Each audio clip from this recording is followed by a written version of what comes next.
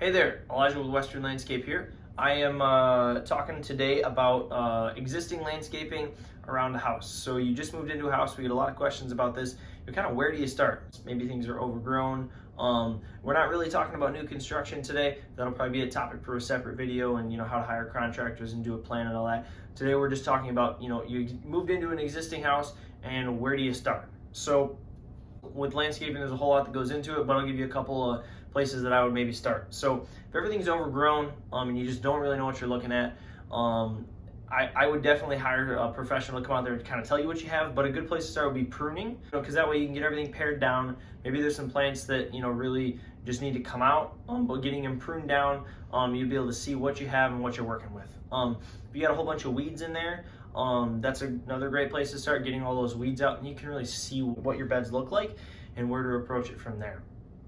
Once I did the pruning and kind of a general cleanup, I would move towards doing some mulch. Mulch is relatively inexpensive, and you can make it look really nice really fast. If you're talking mulching a yard, if it's a smaller residential house, I mean, you could get a pretty good amount of mulch down for $1,000. After that, we put some mulch down. We have things pruned, weeded, and cleaned up. You should be in pretty good shape, but there's a couple other things you maybe want to do. If you have some bare areas, you might want to add some plantings, whether that be annuals or perennials, or maybe some bushes, shrubs. That can really add a touch to it too. Or maybe you get into a house and there's a bunch of overgrown things, but it's all junk. Here in Madison, we get a lot of those mulberry trees. We have mulberry trees, they shoot up everywhere. They're a pain in the butt.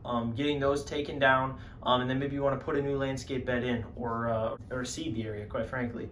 If it's if it's really overgrown and you don't really want to spend a lot of time maintaining it, sometimes it's a good idea just to get the whole bed torn out and new grass seeded in that area, so you can just cut it once a week and not have to worry about it. Otherwise, you can revamp an area relatively inexpensively. If you were to come in and put in a new landscape bed, say along the side of the house where there wasn't any, and to really spruce it up and make it look nice. All right, so those would be a couple of the places that I would start. Let me know if you guys have any more questions about it, and I'll get those answered. Like, comment, subscribe.